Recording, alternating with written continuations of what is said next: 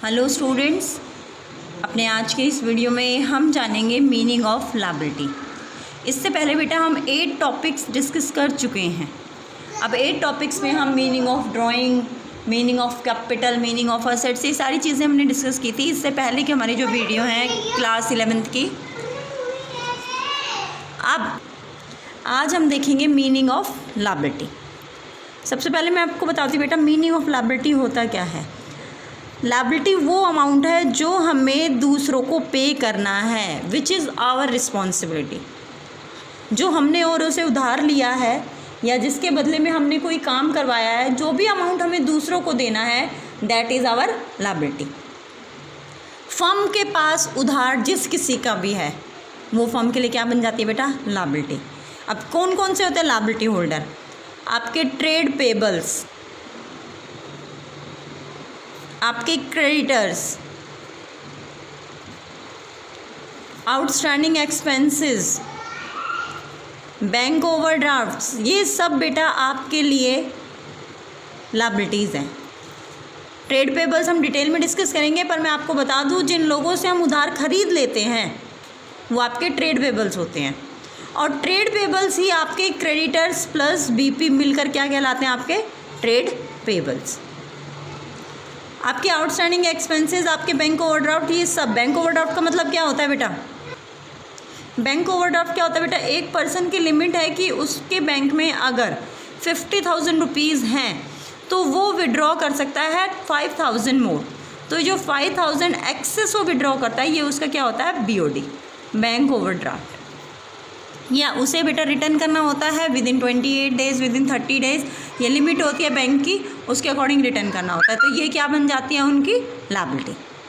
अब लायबिलिटी हमारी जो होती है बेटा, ये 2 टाइप की होती है। एक होती है इंटरनल लायबिलिटी और एक होती है हमारी एक्सटर्नल लायबिलिटी।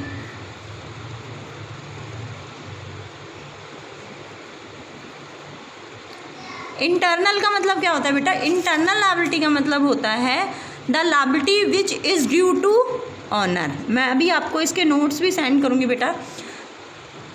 ऐसी लायबिलिटी जो ऑनर के लिए ड्यू है, ऑनर को देने हैं जो पेमेंट, वो हमारी क्या होती है, इंटरनल, क्योंकि ऑनर जो है फर्म के इंटरनल पार्ट में आता है।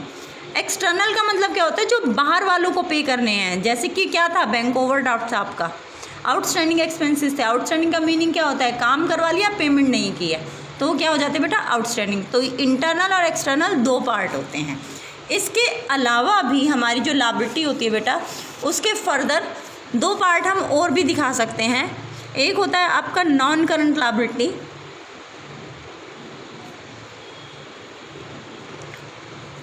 नॉन करंट, जैसे नॉन करंट एसेट हमारी मोर देन 1 ईयर के लिए थी, ऐसे ही liability which is due after 1 year, 1 साल के बाद जिसकी हमें पेमेंट करनी है, that is our non current liabilities. जैसे कि आपने लॉन्ग टर्म लोन लिए हुए हैं, तो ये आपको मोर देन 1 ईयर के बाद ही पेमेंट करनी होती है। जैसे नॉन करंट लायबिलिटी होती है, ऐसे ही बेटा आपकी करंट लायबिलिटी भी होती है। And the current liability is liability which is due with in 1 year, मतलब ऐसी लायबिलिटी जो 365 दिन के अंदर अंदर या ऑपरेटिंग साइकिल के अंदर पे करनी हो, वो क्या हो जाती है बेटा, आपकी करंट लायबिलिटी। ये आपका लायबिलिटी का पार्ट है, जिसमें आपकी इंटरनल एक्सटर्नल 2 पार्ट होते हैं। इंटरनल मैंने आपको बताया जो ऑनर को देनी है, एक्सटर्नल बाकी सब एक्सटर्नल में आ जाते हैं, बैंक ओवरड्राफ्ट आ जाता है। अच्छा, आपकी जो बैंक ओवरड्राफ्ट है, क्रेडिटर्स है, ये सारे आउटसाइडर लायबिलिटी है। ऑनर्स के साथ साथ बेटा एक अक्यूमुलेटेड प्रॉफिट वर्ड भी आता है आपका।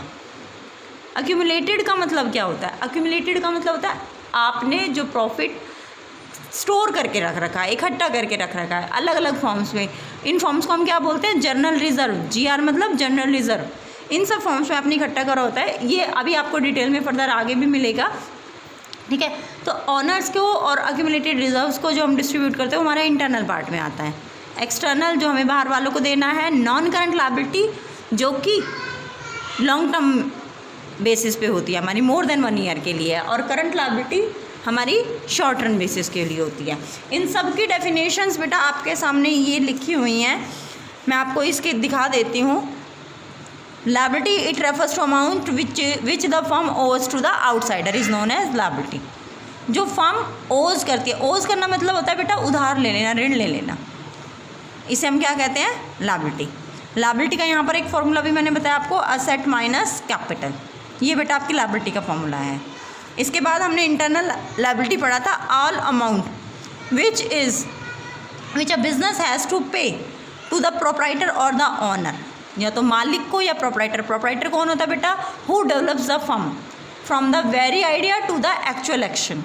जब माइंड में आइडिया आया उससे लेकर जब तक वो आइडिया कन्वर्ट ना हो जाए किस में, प्रोडक्ट में, सर्विस में, तब तक के सारे काम कौन करता है, प्रोप्राइटर करता है।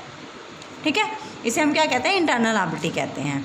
इसमें क्या आता है, कैपिटल आता है, एक्यूमुलेटेड प्रॉफिट आता है। इसके बाद आती है बेटा आपकी एक्सटर्नल लायबिलिटीज़। एक्सटर्नल लायबिलिटीज़ क्या होती हैं, all amount which a business entity has to pay to outsider, जो भी उसे आउटसाइडर को पे करना पड़ता है, are known as external liabilities, such as creditors, bank, overdraft etcetera.